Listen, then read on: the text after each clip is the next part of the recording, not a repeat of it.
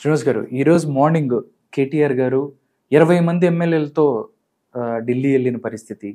ఢిల్లీ దీని వెనక ఏముందని కూడా అందరూ మాట్లాడుకుంటున్న పరిస్థితి. అంటే అంతకుముందే రేవంత్ రెడ్డి గారు చెప్పారు బీఆర్ఎస్ పార్టీని బీజేపీలో విలీనం చేయబోతున్నారని చెప్పి. అంటే కవితకు సంఘీభావంగా ఆవిడకి బెయిల్ రాలేదు అంటే ఎందుకు 20 మంది ఎమ్మెల్యేలతో వెళ్ళారు అనే దాని మీద చర్చ నడుస్తుంది సార్. ఏం చెప్తారు సార్? ఇప్పుడు ఒక 5 నెలలుగా కవిత అక్కడ తిహార్ జైల్లో. మరి అందరికీ బెయిల్స్ ఇస్తున్న నేపథ్యంలో రేపు ఆమె బెయిల్ జడ్జిమెంట్ రాబోతున్న దీంట్లో 20 మంది ఎమ్మెల్యేలతో కేటీఆర్ ఢిల్లీ యాత్ర అందరిపైన చర్చ, ఆసక్తి. ఎందుకు వీళ్ళని తీసుకువెళ్తున్నాడు వాళ్ళందరినీ కూడా సంఘీభావం కవితకి చూపించడం కోసమా? మనం చూసాం, ఇన్నాళ్ళు వదిలేశారు, కనీసం పట్టించుకోలేదు. అసలు రాష్ట్రంలో కూడా దానిపైన చర్చ లేదు. అవును, కవితను అరెస్ట్ చేస్తే కనీసం సానుభూతి కూడా రాని పరిస్థితి. ఒకవైపు మనం చూసాం, గతంలో అరెస్ట్ అయితే చంద్రబాబు అక్కడ ఏ విధంగా అక్కడ రెబల్ అయ్యారో, అక్కడ అసలు ఒక రకమైన ఉద్యమం, ఆందోళన, పరిస్థితులు వేరే. ఆయన గెలుపు ఫలితంగా ఆ సానుభూతి. ఇక్కడ ఏంటి, కవిత అవినీతిని ఆ పార్టీ యాక్సెప్ట్ చేసింది అన్నట్టుగా. కవిత ఢిల్లీ లిక్కర్ స్కామ్లో మెడలోతు కూరుకుపోయింది ఆ కుటుంబం ఆమోదించినట్టుగా. తండ్రి కనీసం వెళ్ళకపోవటం ఢిల్లీ కానీ, అటు కోర్టుకు కానీ, లేకపోతే అటు జైలుకు కానీ. ఈరోజు మళ్ళా వీళ్ళందరినీ తీసుకుని ఆయన వెళుతున్న నేపథ్యం, ఈ బలం అక్కడ చూపించడం ఏంటి? ఎవరికి చూపిస్తున్నారు? మీరు 20 మంది ఎమ్మెల్యేలతో ఈ ఢిల్లీ యాత్ర బీజేపీ దగ్గర బల ప్రదర్శన, లేకపోతే విలీనానికి మేము సిద్ధమనే రాయబారమా, సంకేతమా? ఆల్రెడీ రేవంత్ రెడ్డి ఎప్పుడో చెప్పారు, ఏంటి బీఆర్ఎస్ బీజేపీతో మాట్లాడుకుంది. ఆ పోస్టులు కూడా కొన్ని ప్రకటించారు. గవర్నర్ పోస్టు కేసీఆర్ కని, కేంద్ర మంత్రి పోస్టు కేటీఆర్, తర్వాత హరీష్ రావుకు ఒక పోస్ట్ అని, కవితను తీసుకొచ్చి బయటికి ఇస్తారని, ఆవిడకి ఇప్పుడు ఇస్తారని. బీఆర్ఎస్ ఈ మధ్య ఏదో కొద్దిగా కోలుకుందేమో అనుకున్నాం. అసెంబ్లీలో బాగా నిలదీసిన నేపథ్యంలో హరీష్ రావు, కేటీఆర్ ప్రభుత్వాన్ని ఇరకాటంలో పెట్టారనుకున్నాం. కొద్దిగా బురద చల్లటం లేదు, తీవ్ర విమర్శలు చేయటం, బీఆర్ఎస్ మళ్ళా బతుకుతోంది అనుకున్నాం. దృఢంగా మారుతోంది, క్యాడర్ ఉంది, కేసీఆర్ నాయకత్వం ఉంటుంది. ఆయన మళ్ళా బయటకు వచ్చి క్యాడర్లోకి వెళితే, కేసీఆర్ మళ్ళా ప్రసంగాలు చేస్తే బీఆర్ఎస్ ఏదన్నా మళ్ళా పునరుజ్జీవం ఉంటుందన్న ఆశలు మొన్న అసెంబ్లీ సెషన్స్లో చూసాం. రేవంత్ రెడ్డి కూడా అసెంబ్లీలో ఏమన్నారు, ముఖ్యమంత్రి నా అక్కలు ఇవాళ నన్ను ఈ పొజిషన్లో నుంచోబెట్టారు, నీ వెనకున్న అక్కలు నమ్ముకుంటే బస్టాండ్ గతే అనో ఏదన్నారు, జూబ్లీ బస్టాండ్ అన్నాడు. దాని మీద గగ్గోలు పెట్టారు. ఆమె కన్నీళ్లు పెట్టుకుంది. ఎవరు? సబితా ఇంద్రారెడ్డి. మమ్మల్ని ఇంత మాట అంటారా? అదే టైంలో బట్టి కూడా అన్నాడు, ఏ ముఖం పెట్టుకుని వచ్చారు అనేసరికి అటు సునీత లక్ష్మారెడ్డి వీళ్ళందరూ కూడా ఏదో సెంటిమెంట్ ప్రయోగించి కొద్దిగా మహిళలందరినీ తీసుకుని ఏదో ధర్నాలు, అరెస్టులు కూడా జరిగినాయి దానికి.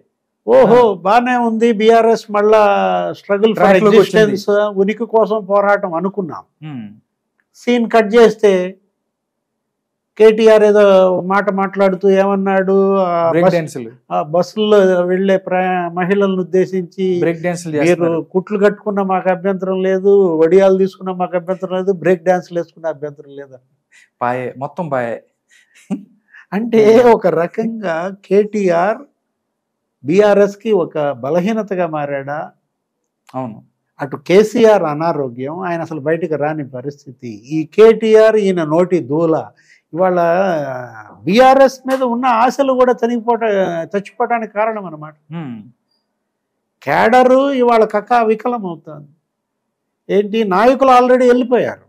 11 మంది ఎమ్మెల్యేలు పార్టీ మారారంటే, మిగతా 20 మంది ఎమ్మెల్యేలను తీసుకుని ఇవాళ ఢిల్లీ యాత్ర తీసుకున్నాడంటే, ఇది మాత్రం ఎట్టి పరిస్థితుల్లో ఒక సంకేతం. అవును, ఇది సంఘీభావం ఎట్టి పరిస్థితుల్లో కాదన్నమాట.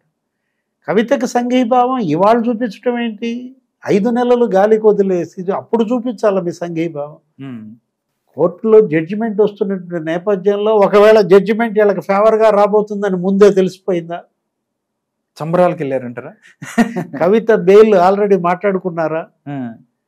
అనేక అనుమానాలు, ఏది సందేహాలు. అవును. ఇప్పుడు కవితకు స్వాగతం చెప్పి ఆ 20 మంది వాళ్ళ మరి ఆమెను ఊరేగింపుగా తీసుకురావడం కోసం వెళ్ళారా? బెయిల్ వస్తుందన్న వర్తమానం మీకు ముందే ఉప్పందిందా? మీరు మాట్లాడేసుకున్నారా? ఇక్కడ ఇష్యూ ఏంటంటే బీజేపీ బీఆర్ఎస్ ఇష్యూ కాదు, ఇది అవినీతికి న్యాయస్థానాలకి మధ్య ఇష్యూ. ఒకవేళ నిజంగా బెయిల్ వచ్చినా, అది రావాల్సిన బెయిల్ వచ్చినా, అందరితో పాటు బెయిల్ వచ్చినా, వీళ్ళు చెప్పేది ఏంటంటే బీఆర్ఎస్ ఇద్దరు కలిసిపోయారు, వాళ్ళు కావాలని వాళ్ళు కుమ్మక్కయ్యారు, కుమ్మక్కు వల్ల వచ్చిన బెయిల్ అనే చెడ్డ పేరు. అవును. 20 మంది ఎమ్మెల్యేలను తీసుకుని కేటీఆర్ ఇవాళ వెళ్ళడం వెనక ఉద్దేశం ఏంటి? అసలు ఏది పట్టుకున్నా ఇవాళ తాడు పట్టుకున్న పామైపోతుంది బీఆర్ఎస్ కి. అవును, బూమ్రాంగ్ అవుతున్నాయి, మిస్ఫైర్ అవుతున్నాయి. మనం చూసాం. ఏది రేవంత్ రెడ్డిని ఏదో మహిళల విషయంలో ఇరకాటంలో పెట్టారబ్బా, బాగుంది అనుకున్నాం. మహిళా కమిషన్ దగ్గరికి వెళ్ళాల్సి వచ్చింది ఆయన. వెంటనే తను మహిళల మీద నోరు జారటము, మళ్ళీ నేషనల్ ఉమెన్ కమిషన్ దగ్గర ఆయన దోషిగా నిలబడటం. ఎవరు? కేటీఆర్. బీఆర్ఎస్ ఇవాళ ఏంటంటే ఐడెంటిటీ క్రైసిస్, అది కూడా ఉనికి కోసం పోరాటం చేస్తోంది. ఏదో రైతు రుణమాఫీ విషయంలో కూడా ప్రజల్లోకి వెళ్ళాలని తిప్పలు పడింది. వాళ్ళకి రుణమాఫీ కాలేదు, వీళ్ళకి రుణమాఫీ కాలేదంటూ విమర్శలు. కానీ 6 నెలల్లోనే రేవంత్ రెడ్డి ప్రభుత్వం మీద వ్యతిరేకత లేదు, వ్యతిరేకత రాదు. ఇచ్చిన మాట నిలబెట్టుకుంటున్న నేపథ్యంలో ఇప్పటికీ అనేక గ్యారంటీలు అతను అమలు చేసిన దీంట్లో చాలా సమర్థంగా మాట్లాడుతున్నాడు, సమర్థంగా తిప్పి కొడుతున్నాడు విమర్శలని. కానీ అప్పుడప్పుడు రేవంత్ కూడా నోరు జారుతున్నాడు. అఫ్ కోర్స్ తెలంగాణ వాళ్ళకి అలా నోరు జారితేనే నచ్చుద్దేమో. అవును, అంటే గట్టిగా ప్రతిఘటించాలి అంటే ఆయన వాళ్ళే ఉంటారు, సీఎం హోదాలో ఉండి అలా మాట్లాడుతున్నారని వీళ్ళు అంటారు. బట్ మీరు నేర్పిన విద్య అని చెప్పి ఆయన అంటారు. ఒక వైపేమో జీహెచ్ఎంసీలో ఎంక్రోచ్మెంట్స్ అన్ని కొట్టేస్తున్నాడు. ఏది ఆ చెరువులు ఆక్రమించి కట్టుకున్నటువంటి ఆ విల్లాలు, భవనాలు, ఆ కన్వెన్షన్ సెంటర్లు, కాలేజీలు, హాస్పిటల్స్ కూలగొట్టే పనిలో పడ్డాడు రేవంత్ రెడ్డి. దాన్ని తీసుకుని వీళ్ళు ప్రజల్లోకి వెళ్ళాలి. కానీ బీఆర్ఎస్ కానీ కేటీఆర్ కానీ హరీష్ రావు కానీ అక్కడ బాధితులకు అండగా ఉండటం, అక్కడ ఏదైనా ఒక ఉద్యమాన్ని తీసుకోవటం, ఆందోళనకు పిలిపివ్వడం, ఈ పనులు ఇవేమీ చేయకుండా ఢిల్లీ వెళ్ళటం ఏంటి? ఇప్పుడు 20 మందితో ఇవాళ కేటీఆర్ ఇవాల్టి అవసరం ఏంటి? ఇవాళ చేయాల్సింది ఏంటి? అతను 20 మంది ఎమ్మెల్యేలతో అతను తుమ్మిడికుంట వెళ్ళాలా, కన్వెన్షన్ చూడాలా, నీ 20 మంది ఎమ్మెల్యేలతో గండిపేట వెళ్ళాలా, అక్కడ కూలేసిన కావేరీ సీడ్స్ అవి చూడాలా, మల్లారాజేశ్వరు కట్టింది చూడండి, అనురాగ్, లేకపోతే మల్లారెడ్డి కట్టిన చోట వెళ్ళండి.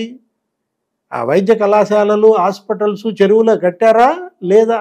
అక్కడ మీరు పరిశీలించి క్షేత్రస్థాయిలో పర్యటించి ఎవరన్నా బాధితులుంటే వాళ్ళకి అండగా ఉండటం, ప్రభుత్వానికి దిశానిర్దేశం చేయడం, తప్పు చేస్తే నిలదీయడం, ఇది మానేసి 20 మందితో ఆయన ఢిల్లీ యాత్ర ఇది ఎట్టి పరిస్థితుల్లో కవితకి సంఘీభావ యాత్ర కాదు. ఇది బీజేపీకి ఒక సంకేత యాత్రగానే చూడాలి.